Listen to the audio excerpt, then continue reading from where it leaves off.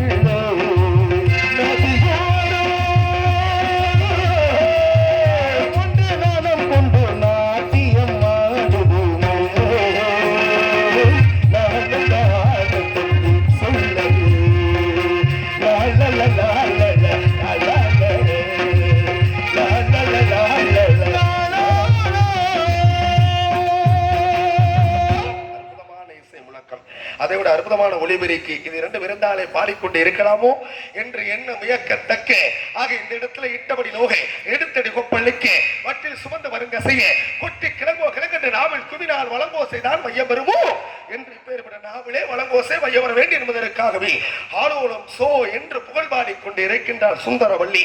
முருகன் எப்பொழுது வருவான் பிரம்ம முகூர்த்தத்துல பிரம்ம முகூர்த்தம்னா எத்தனை மணிலிருந்து எத்தனை மணி வரைக்கும் ஆப்ல செல்வத்தை சொல்ல சொல்லு. பிரம்ம முகூர்த்தம்னா எத்தனை மணில இருந்து திறந்தோறும் பிரம்ம முகூர்த்தம் வள்ளிரமண நாடகமே எந்த எல்லா நாடகமே அப்படி. பிரம்ம முகூர்த்தம்ங்கிறது எத்தனை மணில இருந்து எத்தனை மணிக்குள்ளாகும்? 1:30 மணிக்குள்ள 1.5 மணி நேரமே ஒரு முகூர்த்தம்ங்கிறது. நீங்க 4:30 இருந்து 5:30 1 மணி நேரம் தானே. இன்னும் 1/2 மணி நேரத்தை பாண்டிக்கிட்டே 4 மணில இருந்து 5:30 மணி தான் பிரம்ம முகூர்த்தம். 1.5 மணி நேரம் தான். ஆமா, பஞ்சாங்கத்துல முறைப்படி பார்த்தோம்னா 4 இருந்து 5:30 வரைக்கும், அதாவது 1.5 மணி நேரம் கொண்டது ஒரு முகூர்த்தம். 3.25 நாளிகை கொண்டது ஒரு முகூர்த்தம். ஒரு நாளிகை என்பது 24 நிமிடம். அப்ப 90 நிமிடம் கொண்டது 1.5 மணி நேரம். அந்த 1.5 மணி நேரம் தான் அகஸ்ம முகூர்த்தம்னு சொல்றது. ஆக இப்பேற்பட்ட பிரம்ம முகூர்த்தத்துல அதிகாலையில தெய்வங்கள் எல்லாம் நிஷ்டையில இருக்கின்ற பொழுது அடுத்த வேலையை பார்க்கணும்னா அவர்கள் தியானம் பண்ணணும். அந்த தெய்வங்கள் எல்லோரும் தியானம் செய்யக்கூடிய நேரம் தான் பிரம்ம முகூர்த்த நேரம். அந்த நேரத்துலதான் வாகனங்கள்ல போறவங்களுக்கு கொஞ்சம் அசத்தம். அதனாலதான் ரொம்ப விபத்துக்கள் ஏற்படுவது அந்த பிரம்ம முகூர்த்தத்தில் நிறைய ஏற்படும். தெய்வங்கள் எல்லாம் நிசப்தத்தில் இருக்கக்கூடியது. அப்ப ரொம்ப கவனமாக நம்ம எல்லாரும் நம்மளோட புள்ள குட்டிய நம்ம அண்ணன் தம்பிய எல்லாரும் ரொம்ப கவனமா போகணும் இரவு நேரத்துல. ஆக நீங்க எங்கேயாவது பயணம் செய்யணும்னா அந்த 4 மணில இருந்து 5:30 வரைக்கும் ஒரு அசத்தம். அதுல ரொம்ப கவனமா இருக்கணும். அப்பதான் பிரம்ம முகூர்த்தம். தெய்வங்கள் எல்லாரும் விழிப்புணர்ந்து அடுத்த நாட்களுக்கு தயாராகக்கூடிய சூழல்ல இருப்பாங்க. தியானத்தில் இருக்கக்கூடிய நேரம். அப்பதான் துஷ்ட தேவதைகள், கெட்ட தேவதைகள், அந்த கெட்ட கிரகம்னு சொல்லுவாங்களே, அது ஊடுருவக்கூடிய நேரம். அதுல மட்டும் ரொம்ப யாபகமா இருக்கணும்.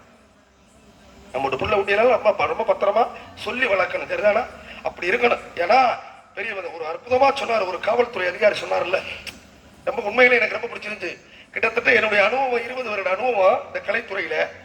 இந்த மாதிரி மேடை ஏறி வருவாங்க, பொன்னாரையை பொத்துவாங்க, நன்றி சொல்லிட்டு போயிருவாங்க. இவ்வளவு ஒரு மக்களுக்கு தேவையான நல்ல விஷயத்தை இந்த காவல்துறை அதிகாரி சொன்னார். பார்த்தீங்களா? பிள்ளைகள் எல்லாம் படிக்க வைக்கணும், தாய் தந்தையரை காப்பாற்றணும். கடைசி வரைக்கும் இன்னைக்கு எத்தனை பிள்ளைங்க, எத்தனை பேர் பெத்த தாய்க்கு தகப்பனுக்கு கஞ்சி ஊத்தாம இருக்காங்க பார்த்தீங்களா? அப்ப எப்பேற்பட்ட உலகமா இருக்கு. ஆக இருப்பினும் கூட நம்ம என்ன செய்யறோமோ அதைத்தான் நம்மளோட பிள்ளை நமக்கு செய்யும். எதை விதைக்கிறோமோ அதைத்தான் அறுவடை பண்ணணும். இதுல எந்த மாற்றமும் இல்லை. இன்னைக்கு ரத்த போக்குல என்ன வேணாலும் செய்யலாம், பின்னால உட்கார்ந்து யோசிக்கக்கூடிய சூழல் உருவாகும். ஆக இருப்பினும் கூட இப்ப இடத்துல சுந்தர வள்ளி வாழ்ந்து ஒண்ணு இல்ல, இந்த 3 முடிச்சத்தான் சொல்லி முடிச்சிடறேனே, அந்த ஒரு நாளுக்காக விடக்கூடாது.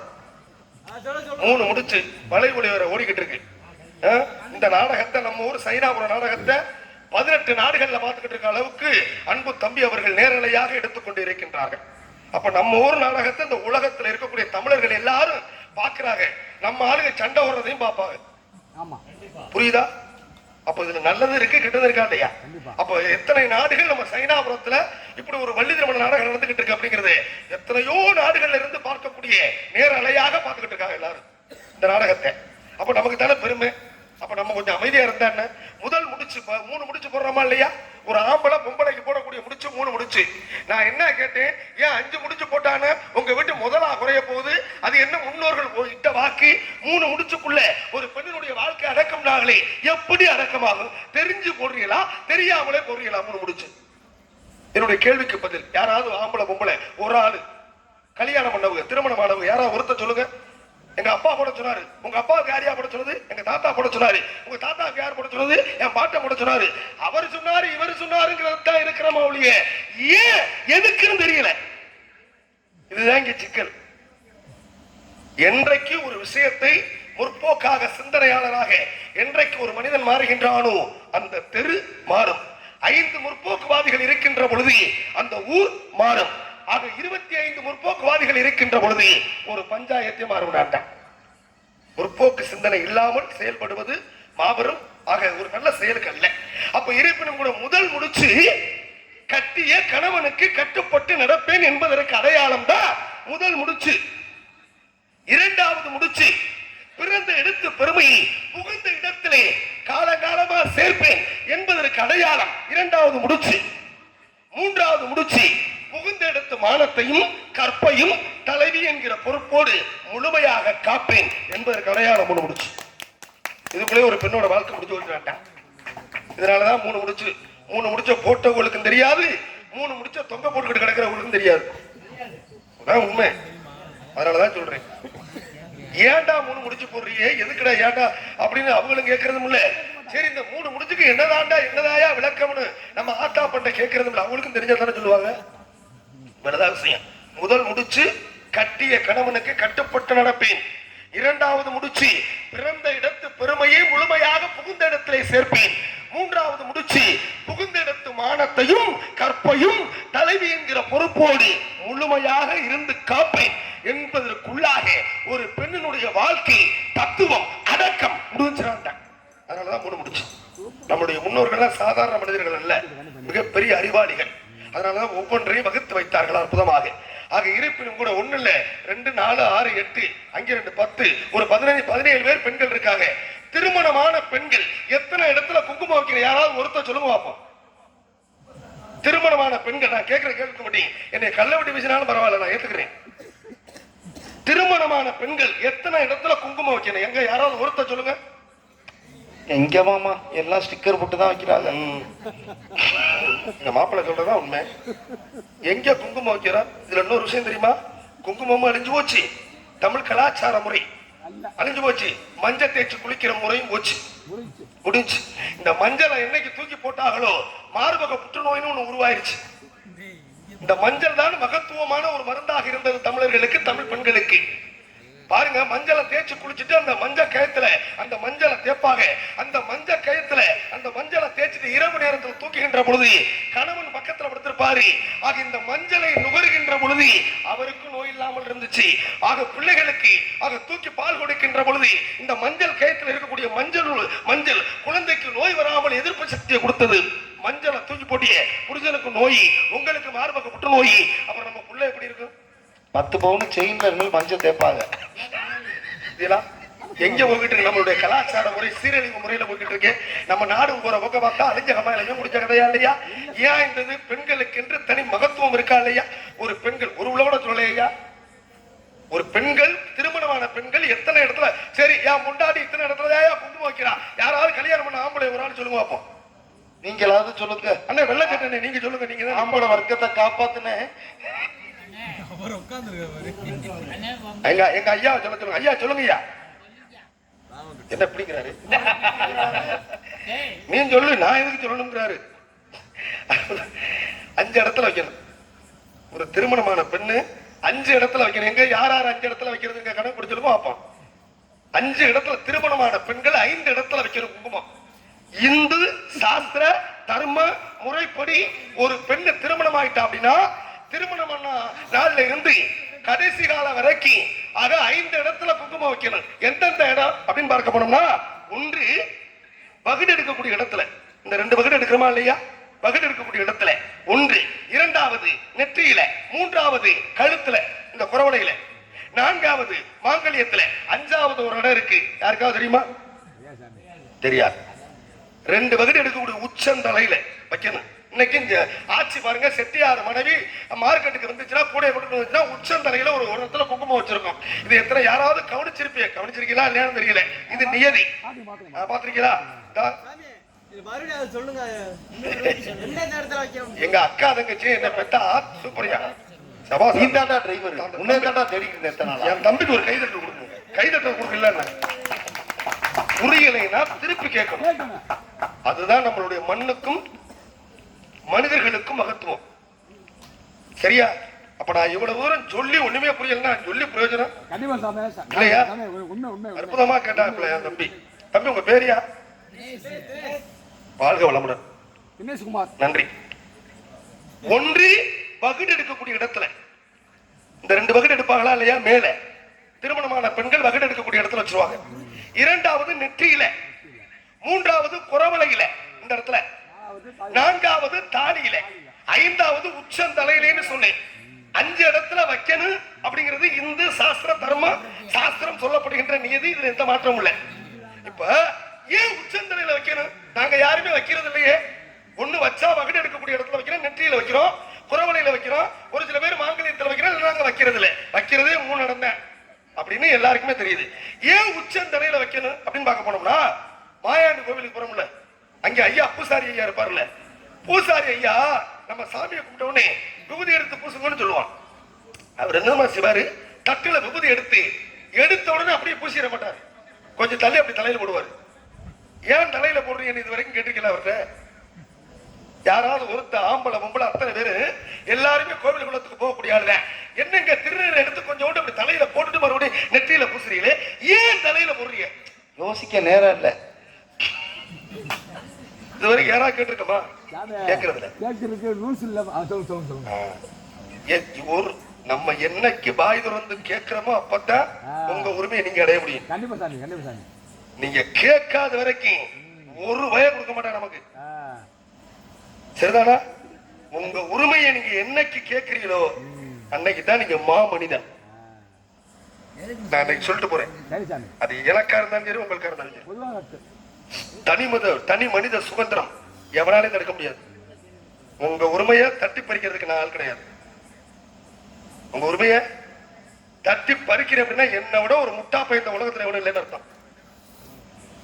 நீ தட்டி கேட்காம இருந்தீங்கன்னா உன்னை விட முட்டா பையன் இந்த உலகத்துல எவனும் இல்லைன்னு அர்த்தம். இதான் ரொம்ப முக்கியத்துவம் மனிதனுக்கு. இப்ப தலையில கொஞ்சம் அப்படி அள்ளி போடுவாரு, போட்டுட்டு அப்படி பூசுவார். சரிங்களா? பாத்தீங்களா? எல்லாருக்குமே பூசுறது உண்டு. ஏன் தலையில அள்ளி போடுறாரு அப்படின்னா, நம்மளுடைய அது ஆணா இருந்தாலும் சரி பெண்ணாக இருந்தாலும் சரி, ஒவ்வொருத்தருடைய குல தெய்வமும் அவரவர் உச்சாந்தலையில இருக்கு நம்மோட குலசாமி கிட்ட அனுமதி வாங்கிட்டு உங்ககிட்ட பிள்ளைக்கு நான் பூசிக்கிறவான்னு பூசாரி கேட்டு பூசுறாரு. அதனாலதான் நம்மோட குலசாமிக்கு இப்படி அள்ளி போடுறாரு. புரியுதா எதுக்காக தலையில போடுறாருன்னு? நம்மோட குலதெய்வம் உச்சந்தலையில இருக்கும். யமதர்மனே நம்ம உயிரை வந்து பிடிக்க வந்தாலும் நம்ம குலசாமி அனுமதி இல்லாமல் நம்ம உயிரை பிடிக்க முடியாது. அம்பமையும் கொம்பம் தான் பிடிக்க முடியாது. குலசாமி கிட்ட அனுமதி வாங்கித்தான் நம்ம உயிரை பிடிக்க முடியும். அப்ப மகத்துவமான நிலை வருடத்துக்கு ஒரு முறையாவது 6 மாதத்துக்கு ஒரு முறையாவது ஒவ்வொருத்தருடைய குலசாமியும் வணங்கணும். அதுதான் நியதி, அதுதான் ஒரு கட்டாய சூழல். நம்மோட குலசாமி கிட்ட அனுமதி வாங்கிட்டு அப்பா உங்களோட பிள்ளைக்கு நான் பூசிக்கிறேன்னு தலையில அப்படி போட்டு அவர்கிட்ட அனுமதி வாங்கிட்டு நமக்கு பூசுறாரு. அதனாலதான் தலையில விட்டு அள்ளி போட்டு நெற்றியில பூசாரிய பூசுறாரு. அப்ப உச்சந்தலையில இருக்கிறது யாரு? குலதெய்வத்தை வேண்டி வைக்கிற குங்குமம் தான் உச்சந்தலை குங்குமம். 2வது குங்குமம் வகுடெடுக்கக்கூடிய இடத்துல ஒரு பக்கம் பிறந்த இடம், ஒரு பக்கம் புகுந்த இடம். பிறந்த இடத்தையும் புகுந்த இடத்தையும் 2 கண்ணாக நேரா பார்ப்பேன். உன்னை ஏற்றமாகவும் உன்னை இரக்கமாகவும் பார்க்க மாட்டேன் என்பதை இந்த சமுதாயத்திற்கு எடுத்துக்காட்டாக சொல்லக்கூடியத வகுடு எடுக்கக்கூடிய இடத்துல வைக்கக்கூடிய குங்குமம். புரியுதா? இந்த பொம்பளையாரு ஒரு உள்ள கைதட்டல அப்ப சொல்ல மாட்டேன். போ